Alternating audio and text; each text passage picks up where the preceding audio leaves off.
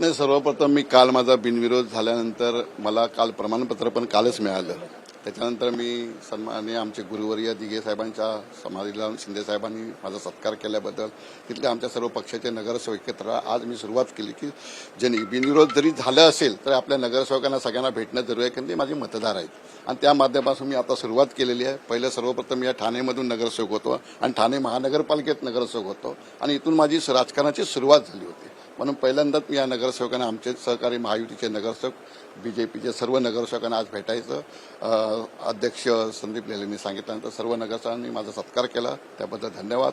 आणि त्यांचे जे प्रश्न आहेत ते मांडायचे आहेत, त्या माध्यमातून आपण प्रयत्न करणारच आहेत. पण इथून आशीर्वाद घेऊन आता मी वसई विरारमध्ये चाललेलो आहे, तिथे सर्व लोकांना भेटणार आहे. त्या माध्यमातून आजपासून जेवढ्या महानगरपालिकेमध्ये जेवढे आपले नगरसेवक आहेत, प्रत्येक नगरपालिकेमध्ये मी भेट देणार, नगरसेवकांना भेटणार, त्यांचे प्रश्न आहेत ते आपल्या विधानसभेच्या माध्यमातून मांडायचा प्रयत्न करणार. महायुती म्हणून या ठिकाणी पहिलं तर युतीचा धर्म पाळला गेलेला आहे, त्यामुळे नक्कीच ही बिनविरोध निवडणूक झालेली आहे. त्यामुळे येणाऱ्या काळात पुन्हा अशाच प्रकारचं महायुतीचा धर्म पाळला 100% महायुतीच्या माध्यमातून महाराष्ट्राचे मुख्यमंत्री देवेंद्र फडणवीस साहेब, आमचे मुख्य नेते सन्माननीय एकनाथ शिंदे साहेब किंवा पवार मॅडम असतील, सर्वच महायुतीचे सर्वच नेते आमचे पूर्ण या जिल्ह्याचे, पालघर जिल्ह्याचे सर्व ज्या दिवशी फॉर्म भरला त्या दिवशी आमचा विजय निश्चित होता, की आमच्याकडे संख्या पण तेवढी विजयाची होती, 900च्या पार होती. आणि त्याच्यामध्ये विरोधी पक्षाकडे पण तेवढी संख्या नसल्यामुळे विरोधी पक्षाने पण आम्हाला जी मदत केली, पण त्यांचं पण मनापासून मी अभिनंदन करतो.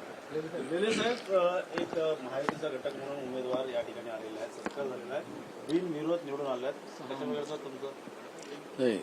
रवींद्र फाटक हे पूर्वीपासूनच सर्व नगरसेवकांशी आणि सर्व लोकांशी संबंधित आहेत.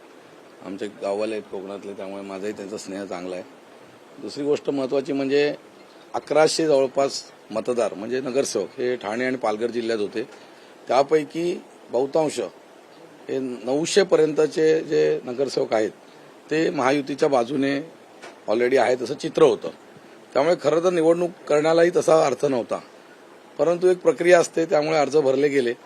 परंतु नंतर लक्षात आलं की निवडणूक प्रक्रिया विनाकारण करण्यापेक्षा आणि कटुता आणण्यापेक्षा विरोधकांनी समंजसपणा दाखवला, त्याबद्दल त्यांचे मी एक प्रकारे आभार मानेन.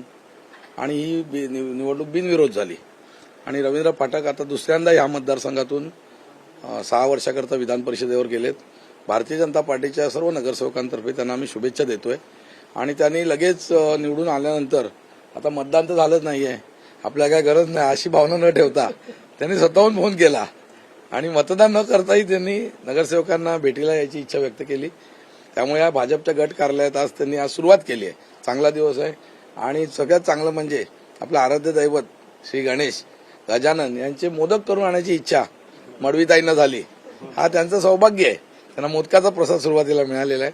एक आपण संकेत जर मानायचं गेलं तर चांगली गोष्ट घडलेली आहे आणि त्यांच्या पुढच्या कार्यकालाला शुभेच्छा देतो. आणि मी एक विशेष करून त्यांना विनंती म्हणा, सूचना म्हणा करेन की आता तुम्ही टेक्निकली शिवसेना या पक्षातनं नगरसेवक आहात, भाजपचे नगरसेवक ठाणे शहरात 28 आहेत आणि आपली युती आहे. तर साहेब उपमुख्यमंत्री साहेब आहेतच शिवसेनेच्या नगरसेवकांकडे, आमचे 2 आमदार आहेत. तुम्ही विशेष करून लोकप्रतिनिधी तुम्ही आता नगरसेवकांचे आहात, त्यामुळे भाजपच्या नगरसेवकांची काळजी तुम्ही जास्त घ्यावी अशी मी त्यांना या निमित्ताने विनंती करेन आणि शुभेच्छा देईन. खरी गोष्ट आहे, भाजपची इच्छा होती. आमच्या आमदार केळकर साहेब यांनी तशी इच्छा बोलूनही दाखवली होती प्रसारमाध्यमांमध्ये. परंतु महाराष्ट्रामध्ये 17 जागा होत्या, त्यापैकी शेवटी अंतिमतः 4 मला वाटतं जागांवर तडजोड झाली. 4 जागा राष्ट्रवादीला दिल्या गेल्या, 2 जागा माफ करा 2 दिल्या गेल्या आणि उर्वरित जागा भारतीय जनता पार्टीने लढल्या. आणि त्यामुळे युतीमधली ती तडजोड असेल तर आम्ही ठाणे शहरापुरते काम करणारे कार्यकर्ते आहोत. वरिष्ठ पातळीवर जो काय निर्णय घ्यायचा तो त्यांनी घेतला आणि तो निर्णयाच्या भरहुकूम आम्ही तो आनंदाने सर्व स्वीकारतो नेहमी, त्यानुसार तो स्वीकारलेला आहे. यापुढे मी काय बोलू शकत नाही.